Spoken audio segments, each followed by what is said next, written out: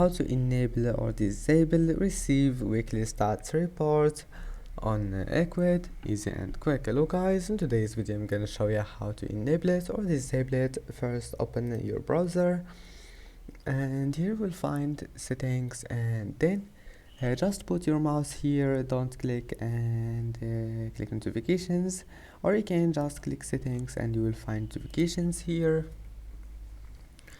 And now scroll down until you find admin notifications, and here we'll find it, receive weekly stats notifications reports. And now you can disable it or enable it, and then just go back. You don't have to click save or something like that. And I hope that can help you, and that's it for today's video. If you like this video, don't forget to like and don't forget to subscribe.